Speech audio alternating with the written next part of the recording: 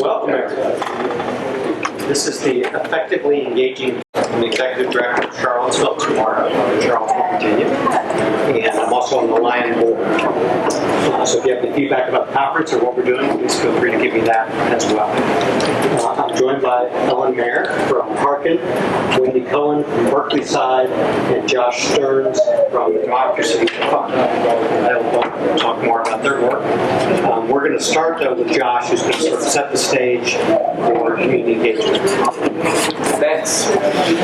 So I talked a little bit about what Democracy Fund is when I was back in the other room. I'll just say two more things as context. For the past 2 years before joining Democracy Fund, I was at the Geraldine R. Dodge Foundation, and we were looking at how we can make the New Jersey news ecosystem more collaborative, sustainable, and engaged with its communities. So I was actually coaching 6 local news sites, really helping them with revenue sustainability ideas and community engagement efforts. And since then, I've moved to the Democracy Fund, and we're working on 2 tracks of work with Democracy Fund. One is around local journalism, again, taking a sort of collaborative ecosystem approach to that. The other is around community engagement. So these trends keep following me, or I keep diving deeper into them. And so this is an issue I care a lot about and work with a lot of local newsrooms on. And I want to just kind of give us a framework for thinking about engagement, because I think a lot of ProPublica's work on Agent Orange, where they had 6,000 vets talk to them about the effects of Agent Orange on them and their children. And we think, how can we do that, right? Like, how can we do the 6,000 person survey or create Facebook groups, do all this sort of thing, right? I want to put engagement in a different framework and talk about why we do engagement and how we can start at the very basic level, provide some models of what that might look like. So I was kind of brainstorming about why community engagement was important, and these were some of the things I came up with. You can read them, so I'm not going to go through them, but in an effort to engage my community, I also asked on Twitter why other people thought community engagement might be important. And if I go to the next slide. So some of the responses were, I think, telling. You know, it helps people build understanding about the work, about how we need desperately right now. It builds stronger democracy and literacy. So there's lots of reasons why we might do engagement. As you saw on the last slide, there's financial reasons, there's ethical reasons, there's reporting reasons. But how do we think about where this fits in our work? Brian, you want to go to the next slide? This is actually a graph that was first created by a woman who ran digital at The Guardian, but it was updated by Joy Mayer. And if you don't know Joy Mayer's work, I'll share a link to her work soon. She's done some really great work on engagement and on measuring whether engagement's effective based on the goals you have for it. But I really like this chart because it shows where engagement can fit and the untapped potential we have to work with our communities before a story's finished, and then work with our communities after a story's been published.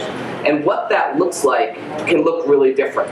So I'm going to go through some models, both of engagement before publication and why you might do that and what you might get out of it, and engagement after publication and what that would look like too.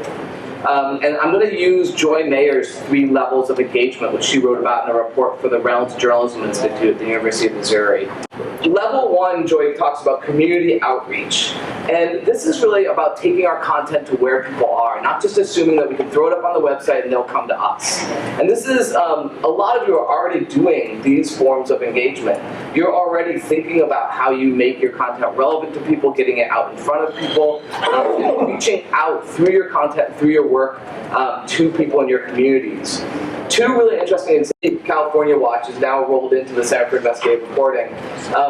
They did a whole investigative series about fake lead jewelry in department stores in California, and the fake costume jewelry that had lead in it. And the investigative reporting was revealing all of these problems with lead jewelry in stores, department stores around California, and they had this lead tester that they were using, really expensive tool, right? Like none of us could afford to buy or rent one of these lead testing tools, but they were using it for their investigation to test these department store jewelry from home.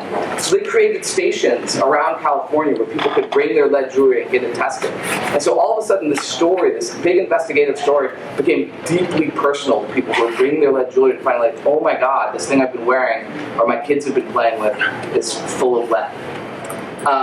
And so all of a sudden you're bringing that story home to them in a new way.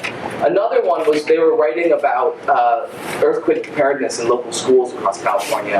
And they thought, we can't just write this journalism for teachers or for school administrators or for policymakers. We have to be attentive to the people who are most affected by this, and that's kids. So how do we do investigative journalism that matters to kids?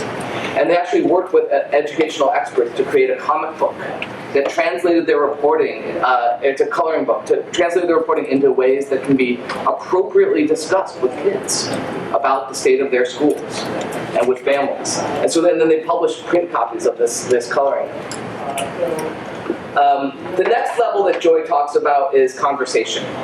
And in terms of conversation, this is where we start to get kind of a two-way back and forth going with our community. It's about not just talking to our community and getting our content out to them, but also about listening and about hosting discussions online or in person, participating in conversations that we don't necessarily are the ones hosting. So it's about being out there and being a part of those conversations. And a couple of things I want to highlight here. The top picture is Justin Osiello from Jersey Shore Hurricane News, which started out as a Facebook page just to alert people about hurricane and storms in New Jersey. It's now grown to I think 230,000 people on this Facebook page, and he now is a daily news source. He's getting paid by WHYY in Philadelphia to blog for them. He has sponsorship revenue, he's got advertising revenue, and he just launched his own site to do even more creative stuff with his community.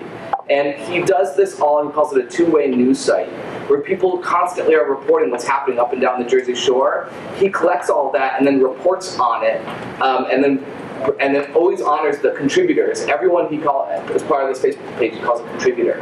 And there's this constant back and forth, this flow. He's created a culture where people see themselves as part of the news process. And it's really fun how they respect him. So usually these signs say, we buy old houses or something like that. This news outlet called The Listening Post in New Orleans, we're putting up signs where you could text in answers to questions. Like this one, I don't know if you can read, what's missing in New Orleans? Community where people could record responses to these questions. And they use them on the air at WNNO radio, but also they have a site where they list all these responses, and then they find news sources and stories and build investigative reports around them. So when you ask somebody, what's for dinner tonight? And people all over New Orleans answer, you start to see very clearly issues of economic inequality, of cultural difference. And so all of a sudden, this simple question, you start a really important conversation with the community. And then the last one of Joy's levels is collaboration. And this is really getting into having a sort of shared commitment and influence over the journalism, really soliciting and relying on user contributions, and allowing the community to have some say in shaping what our journalism looks like. And there's a couple examples I list here. The bottom one, Radiolab, created this sensor project where they actually asked people to help measure soil samples to find out when the cicadas were going to emerge on the East Coast. But they, instead of just sending out these sensor kits, they actually had people help build these sensor kits. So it was this great participatory project, and all that data was collected and they reported on it. The middle one is Hearken, which you're going to hear a lot more about, and I'm going to skip that one. And then the top one is Capital Public Radio in California, which does this great process around their investigative documentary work, where they actually work, to Tracy's point about community collaborations, they bring community members in and stakeholders and actually create a working group with them throughout the investigation. And it's a really interesting model. So they have these working groups, these roundtables, and then at the end, when they're releasing the documentary, they actually have viewing parties with the community, so the community feels like they have been part of the story and they are invested in it. engagement in. What they find is that they're getting much broader reach into communities they never would have been a part of before, because people are saying, I was part of the story, you should see it, you should read it. And all of a sudden they're broadening their audience in really interesting ways. If you want to go to the next slide. I've taken all of okay. So at bit.ly, so bit.ly/engagement-readings, and I'll tweet that link out. I have collected all these examples with links to case studies about them, as well as a whole bunch of other readings about engagement that might be useful to you. So I'll tweet that link out. It's just bit.ly/engagement-readings. And Josh's Twitter handle's right there. JC Stearns. Great. Thank you. So next we're going to switch to Harkin. Do you want to sit there? Do you want to sit here? Sure, why don't we switch so that you don't have to even worry about wearing out your clicker finger. So was everybody here at the pitch that I did earlier today? So I won't be repetitive at all. So pretty much what I wanted to talk about in this session was why the kind of model that we created at Harkin actually works so well in the local context. It's where we started. We started with local, and it's where we continue to make sort of the most inroads with public radio stations and other news outlets around the country. So I'm going to skip this slide because we've already talked about all of that. It started here in Chicago at WBEZ with what was initially called a local news gathering experiment, Curious City. And as I talked about in my pitch before, the idea was kind of what would happen if we allow the audience to have some say over what we report by asking for their questions. And so the prompt they sort of user tested and figured out worked really well for them is, what have you always wondered about Chicago, the region, or its people that you'd like WBEZ to investigate? And they tried this out. They said, can't hurt, we'll get these questions in. And what they figured out is that the public asks really fantastic questions that in fact make for fantastic stories. So this is just a handful from the last couple of weeks that WBEZ has done. They do one every week. And they really run the gamut in terms of tone and scope. Like a really big one they just did that was an interactive investigation was what happened to the people displaced by the Eisenhower Expressway. It's the big highway that goes kind of east-west through Chicago. Who makes the really colorfully painted produce market signs that are all around Chicago that all have the exact same lettering. Why is that? Was there really a shark attack in Lake Michigan in 1955? Great urban legend. And very sobering, what's the deal with the lead content in the drinking water fountains in the city parks? So, can I ask a quick question? Yes. How were they asked? On the radio station website? Or? Yes. Okay. Mm-hmm. Actually, what you can see here, this is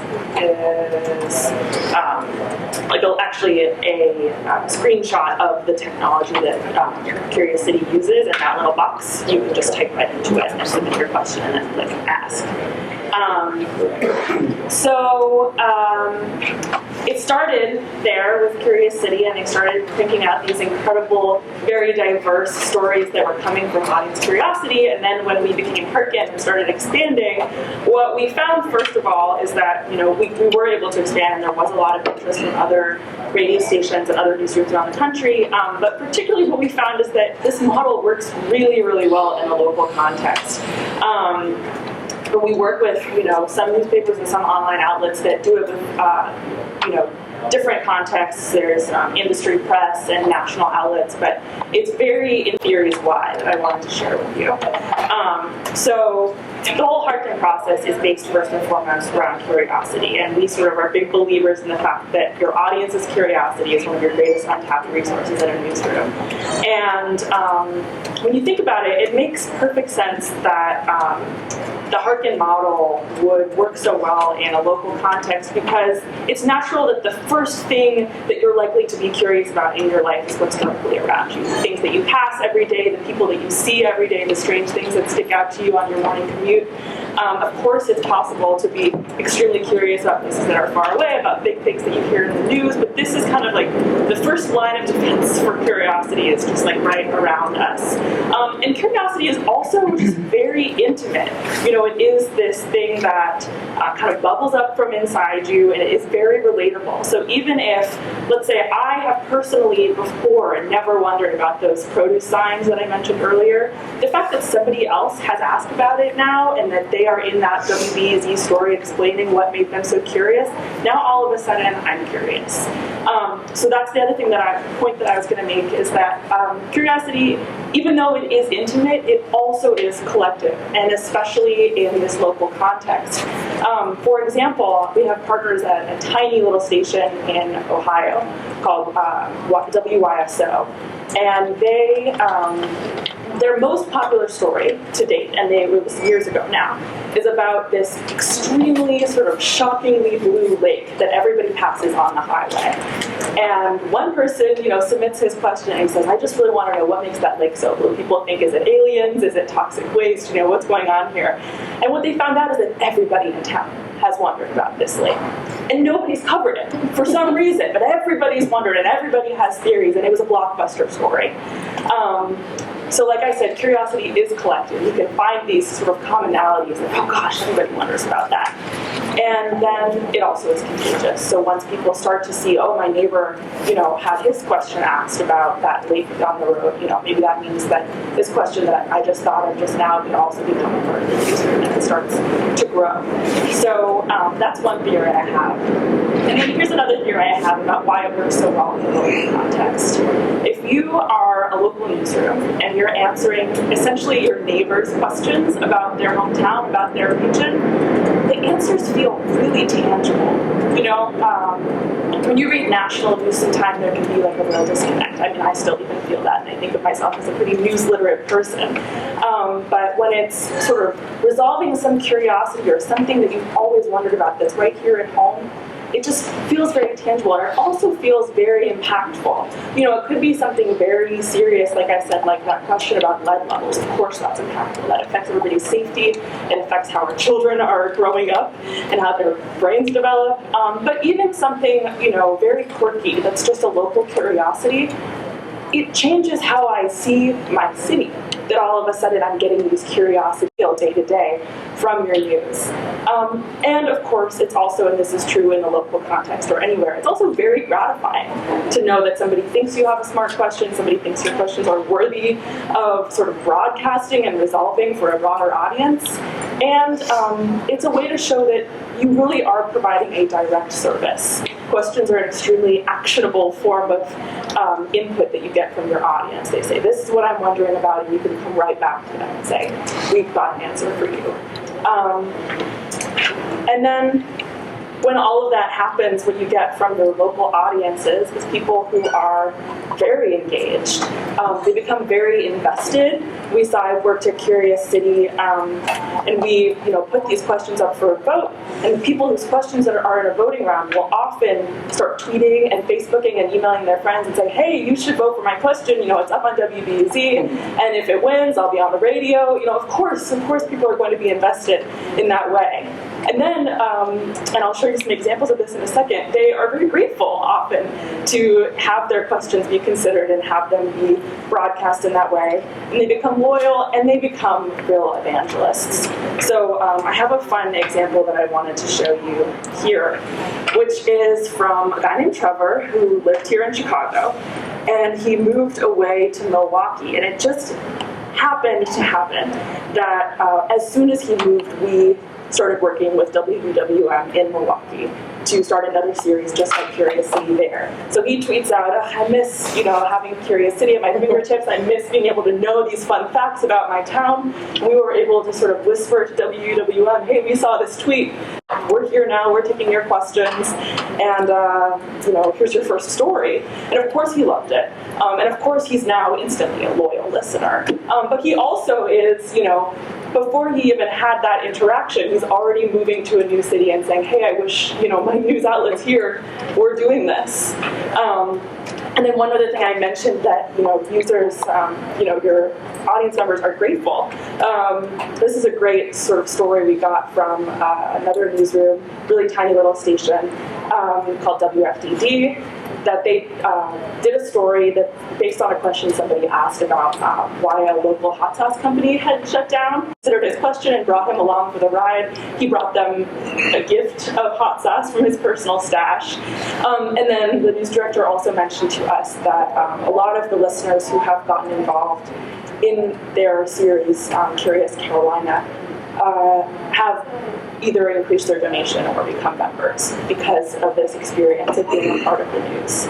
So we always like to close by talking about a little bit about, overall, what does this actually do for everyone involved? So as I mentioned earlier in my pitch, this process of collecting questions and turning them into stories, what it yields is stories that are original and relevant and popular, what we call the Holy Grail story. And I mentioned, of course, before that it allows you to get the lead generation is the biz term for it. I'm not a salesperson, so I prefer to say, a great way to build relationships and grow your relationships with your audience. And then your audience really does feel like they've been welcomed in to your newsroom, which I think is very significant in that local context. And they feel valued and they feel heard and they feel helpful. They feel like they are contributing to their community. So that's my spiel about Harken in a local context. And we're going to save questions till the end. But now I'm going to show you what Harken looks like on our site so you can get a feel for what it looks like on a small nonprofit news publisher site.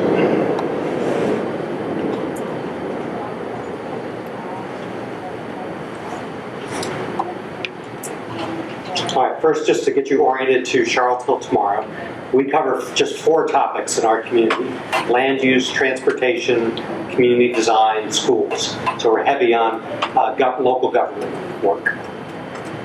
This is our tagline, informed citizens create better communities.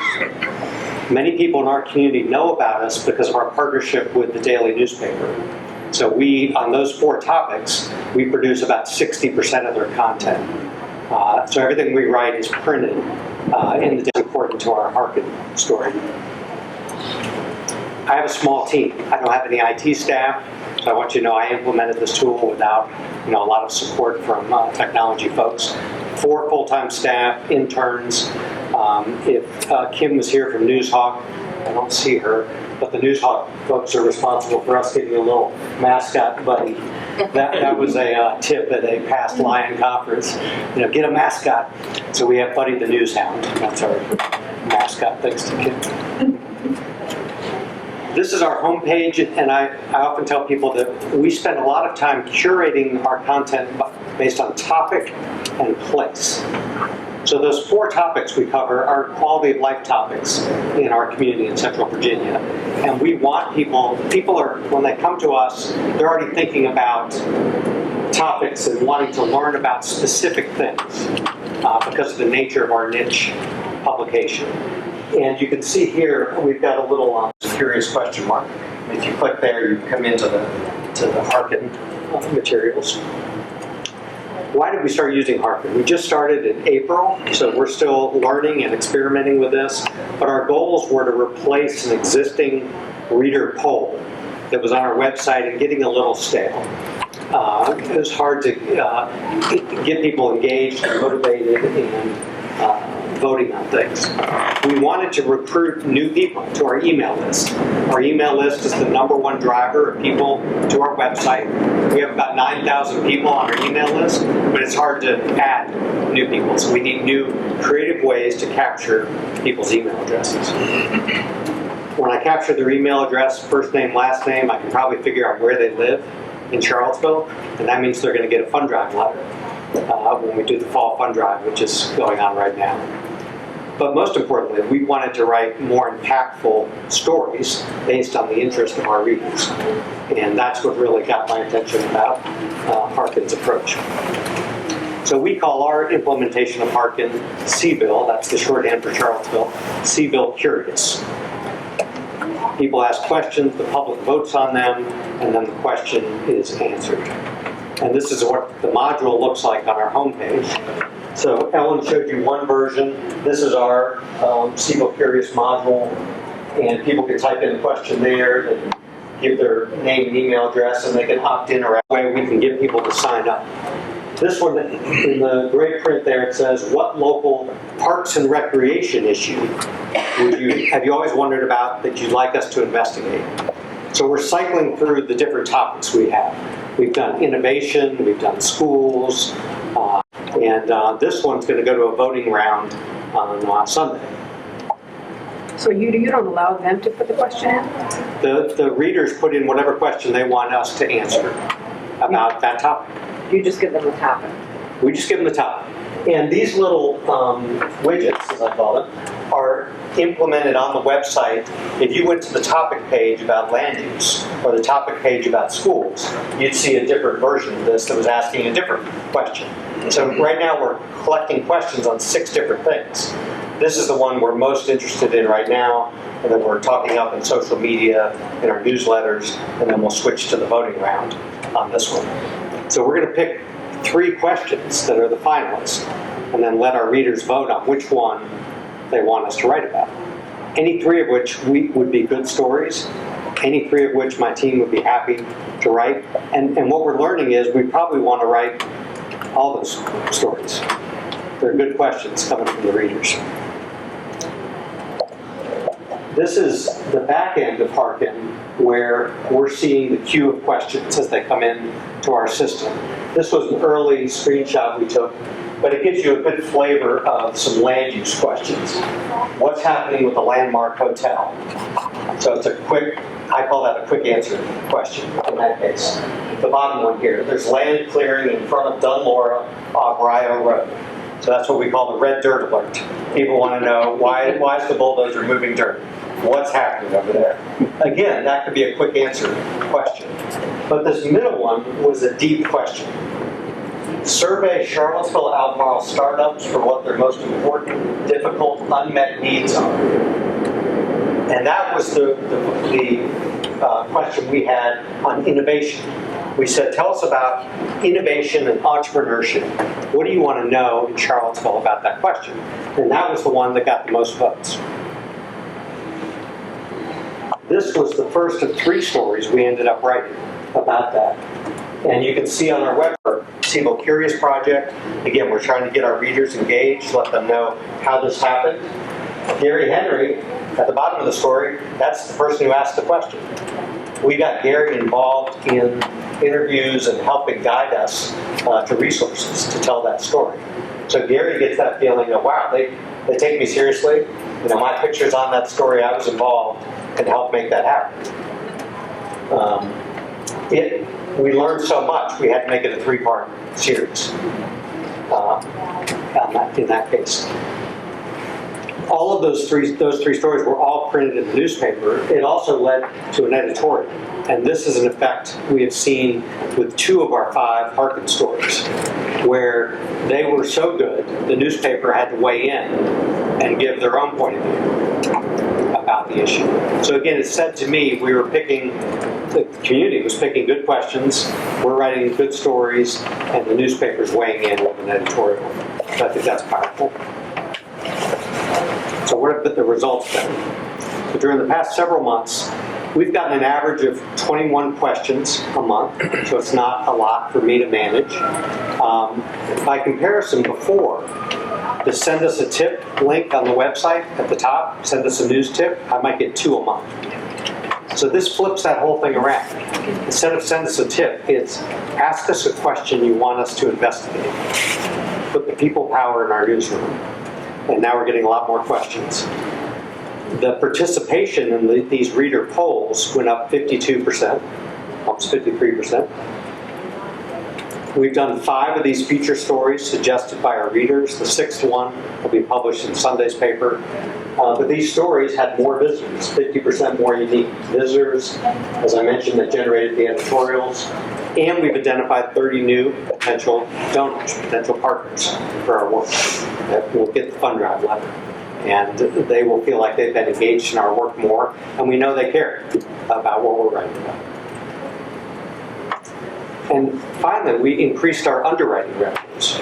So we're always talking about revenues and how do you pay for a tool like this. So we had on our previous reader poll a small little ad. We were getting $30 a month for it. Now we're getting $300 a month for the branding that's going along with the Harken module on our website, because it's in more than one place. It's on the home page, but it's deeper in on different pages.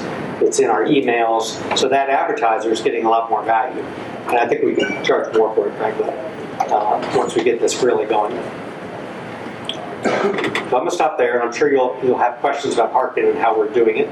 But we're going to go next to Wendy. Chick Peters here. I want to know why the lake is so quick. Oh, it's a lime, it's like a factory that's a de-liming thing. So I realized, Brian, I should have had you also put up just a slide of the site itself. But, I can do that. So I'm Wendy Cohen. I'm with Berkeley Side. Berkeley Side was founded in 2009. We cover the city of Berkeley, California. There are 120,000 people in Berkeley. We do not cover the university has the Daily Cal. We don't cover everything that goes on in the university, but we cover what's going on within our community. My three partners are the founders. They are three very experienced journalists, as you're going to see.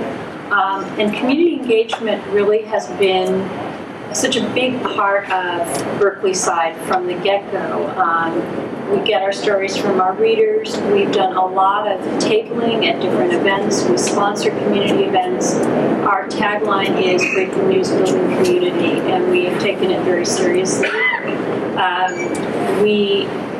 Along with that sponsorship, we do a lot of events. We have a big event which happens every October. This is year 4, called Uncharted, which is a 2-day ideas festival. And yesterday, we launched something that's very exciting. We are doing the first direct public offering that a media company has ever done. This is the website that launched yesterday, and I think the best way to show you what we're about is to show you the video that's now on the site.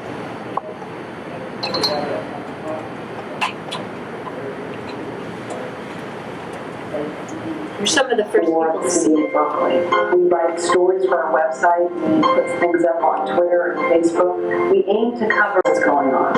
As well as being a traditional online newspaper, we're also a grand experiment. We started it really with no great ambitions, but because there was nowhere we knew where you could find out what was happening in our city. And very quickly, Berkeley Side became an indispensable tool for people who live in Berkeley. It's something I consult every day. When you hear a helicopter, you want to know what's going on, and it's a place to go for local news that's really good quality. Especially the coverage of a lot of the city council meetings and the school board meetings. As a stay-at-home mom, I can't attend those, so it's just invaluable to be able to know what's going on. It is an exciting and dynamic and controversial city. Everyone has a point of view, and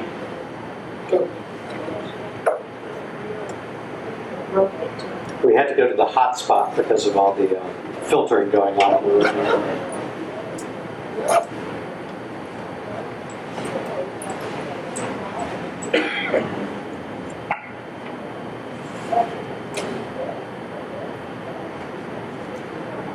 Well, let's try.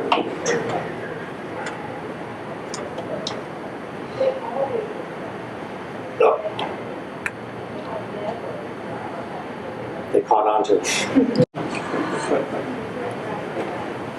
feel like there's like this plastic Yeah, the down switch. over the floor. It switched off my phone. That's what happened. Well, that's somebody else's phone.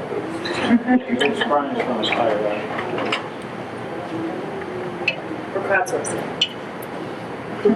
We're engaging the full community. Yeah. Let's solve those problems.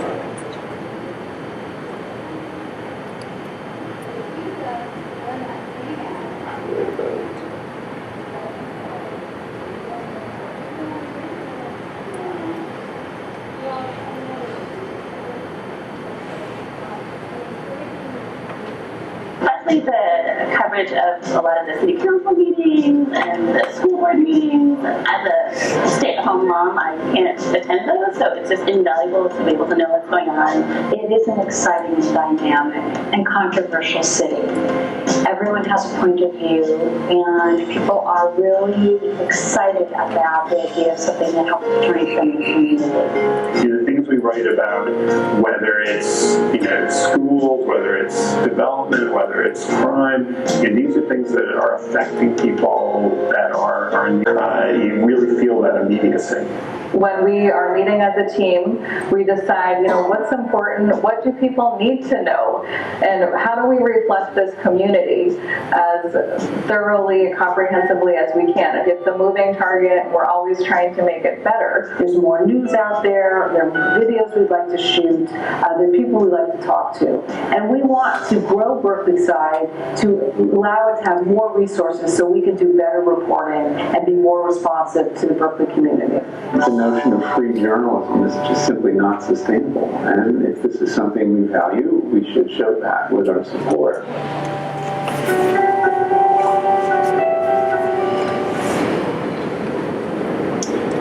So our goal is to raise $800,000. The site is very easy, very simplified, and I have a couple of brochures here, but I can think of more community engagement than turning to your community and saying, help keep us alive. And that's where we are.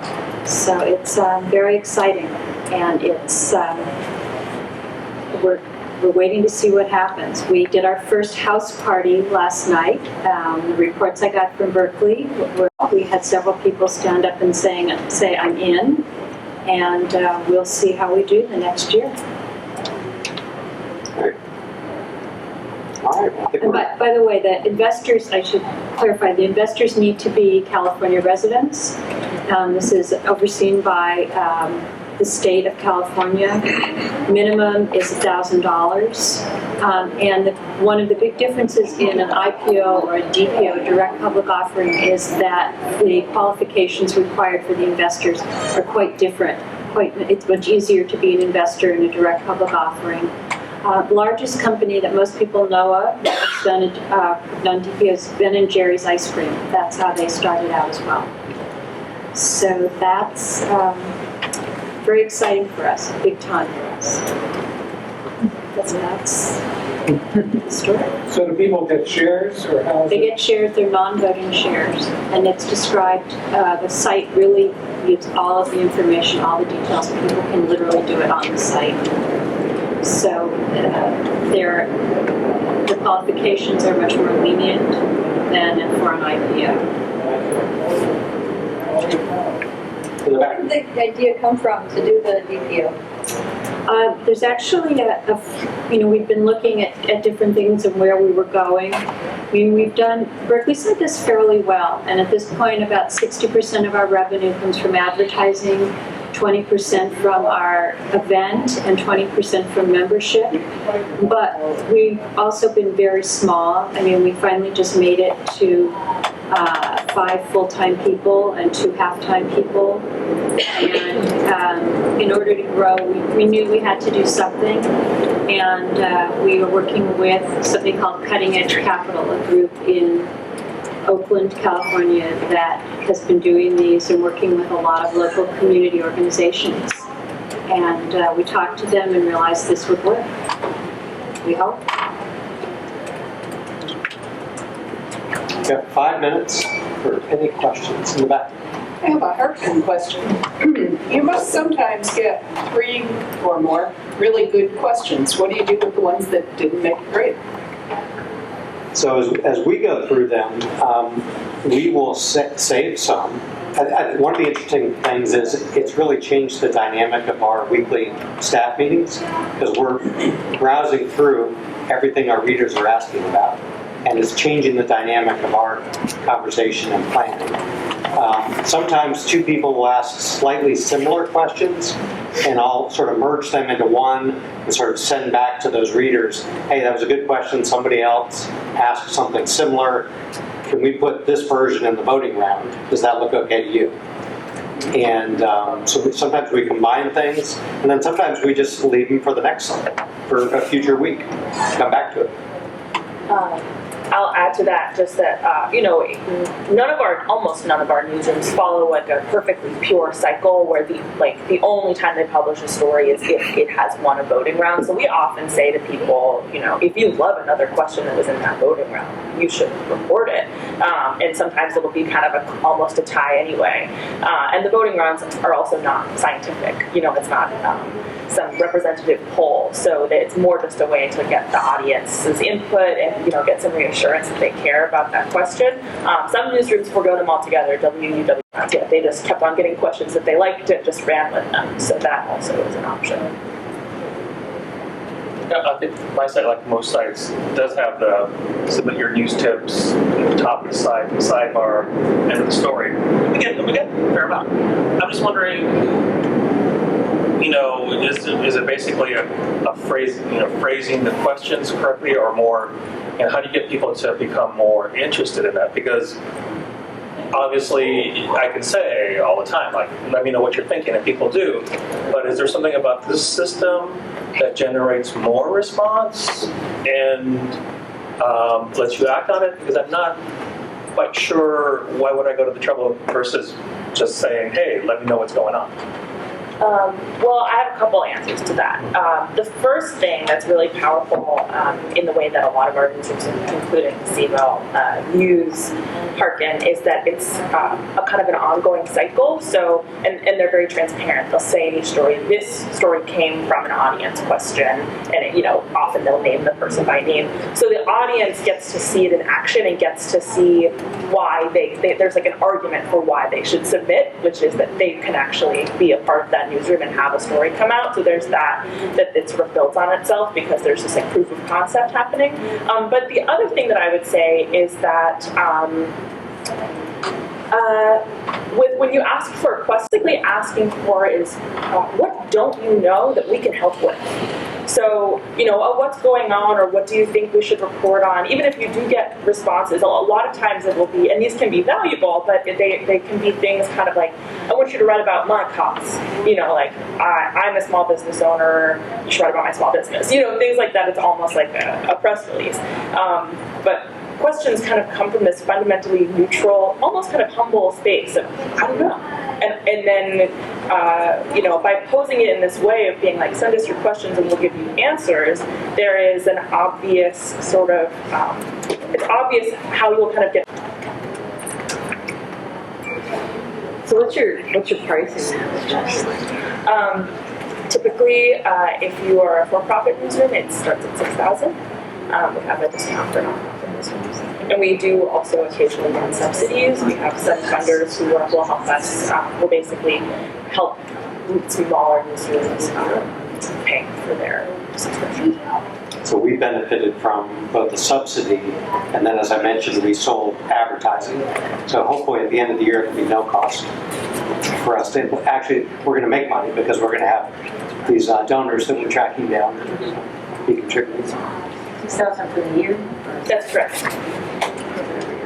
I'm curious, why do I need Hearken to do this? It's a great question. The answer is, you might not. We started at Curious City when we first started building out the system. We used Google Forms, and like TollDaddy and cobbled it all together. But what we found pretty early on is that it became an administrative headache because you've got a spreadsheet here, you've got a spreadsheet there, your votes are over here. There's no easy way to, collect all of those emails in one place, or the membership department or the marketing department can use them. It's just a big mess. And that takes a lot of time. You guys are all busy people who are trying to report the news, and dealing with all of these different spreadsheets and systems is a headache.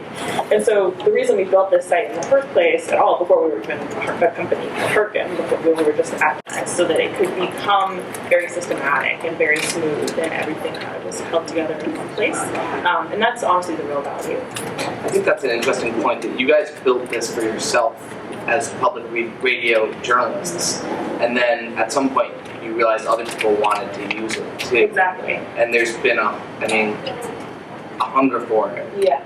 So that's exactly right. The reason that we became a company at all is that people, the founder of both Curious City and at Perkins, Jennifer Brandel, people were coming to her right when Curious City was taking off and saying, we should be doing this at our station. How do we do that? And she, completely pro bono gave them all of the resources and kind of the templates that we use to start Curious City and said, go out into the world and do it. And they were running into the same issues that she ran into, was that the overhead was just getting too high in terms of administrative time.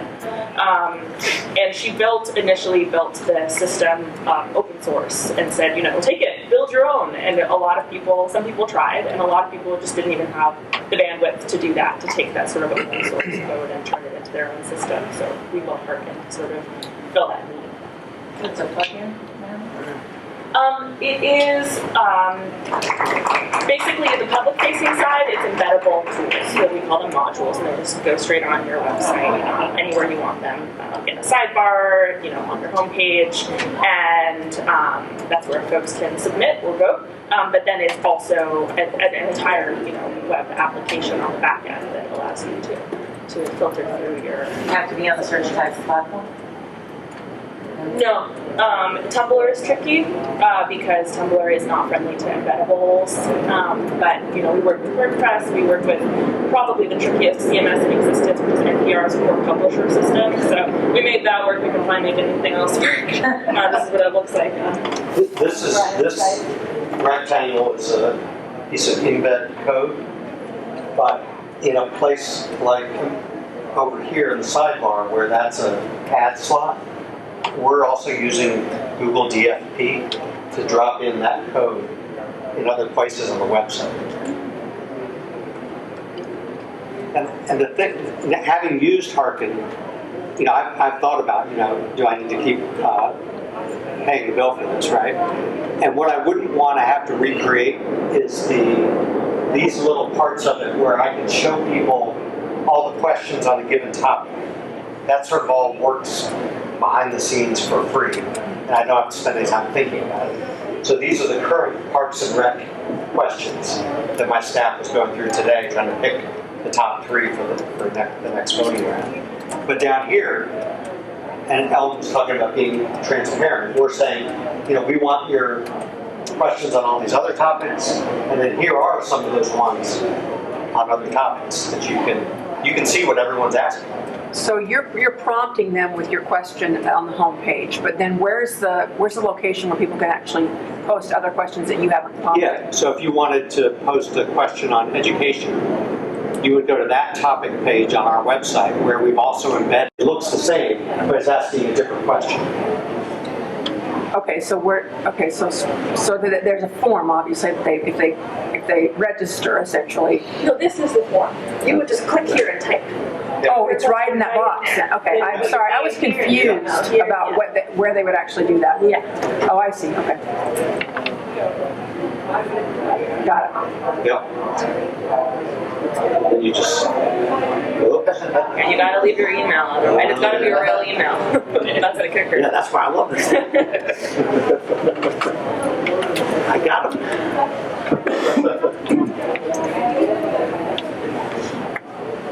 So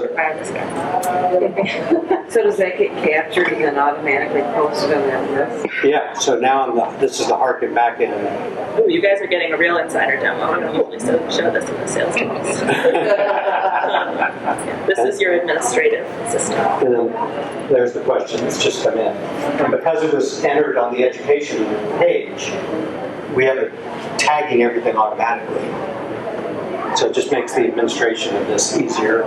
It's powerful than in the presentation. And one of the things that you can do is, after you've run this for a while, you could sort it and say, wow, we've had 5,000 questions on education. And when you go to if you're a nonprofit, go to a funder who funds education stuff, you can say, look at this great interest we have, we've got this track record, we've got a community of engaged readers around this issue. And to be honest, you could do that with an advertiser too. If there's a private school who's advertising or whatever that looks like, there's lots of ways you can use this data to, again, generate new revenue leads. And this is interesting because it's different than clicks, right? You can measure, you can try to figure out what's the audience interest based on what they click on most, but that's based on what's already there on your site. And what you might not be realizing that there is this untapped interest in something else that could become a whole section that you devote your time to, or it could become an event. We have a newsroom in Montreal, Journal Metro, where it just happened that everybody there is obsessed with questions about public transportation. So that's transformed their coverage. And they realize, oh, we've got to be doing more stuff about public transportation. So it is this kind of actionable data that isn't on a mass scale. It actually is on this small scale, but then it starts to build up. And you see, oh, we have so many questions on this topic. It came from individuals who were very curious, but then it sort of expands from there. Can I ask Wendy a question about your DPO? You want to raise $800,000, and obviously there's some rich people in Berkeley. What if somebody came to you and said, I'll do the whole thing? I mean, would you accept that? I mean, that's not... Personally, I would, yes, but I mean, isn't the whole idea of it, it's a broad community support? Right, I don't think that's going to happen. As rich as they might be. What's the plan with that $800,000? Is that supposed to help you be sustainable long term? Okay. What our goals are, and it's in the brochure, but we need more reporters. I've already gotten a little bit of the money ahead of time, and I was able to hire a person, and I'm waiting for the invoicing, the results for this month as we begin invoicing. But there's no question that my business is way, way up because I was doing it alone for 6 years, selling it all, and I don't know how. So I'm really 5. No, I'm just looking this, but so it's to pay for more reporting, to do a little more investigative work. So do you see another DPO 4 years down the road, or 3 years down the road, or 5 years down the road? Is that in the? That's not on the agenda. So the idea is to grow it so it's more self-sustaining, right, at the level that you want it to be. So do a better job. But for instance, we don't feel like we're doing enough with education. I mean, there's certain areas where we'd like to do more. We have one really full-time reporter, and she's amazing. But it's not enough to really do the job we'd like to do. Wendy, are you concerned that some investor will demand some kind of special privilege in coverage, or demand something in return that you cover this or don't cover that, or influence any? We wouldn't do it, so They know that up front. Dylan gets the wave. We've gotten the wave. Thanks for coming. We'll be happy to talk with you further tonight. Thank you so much.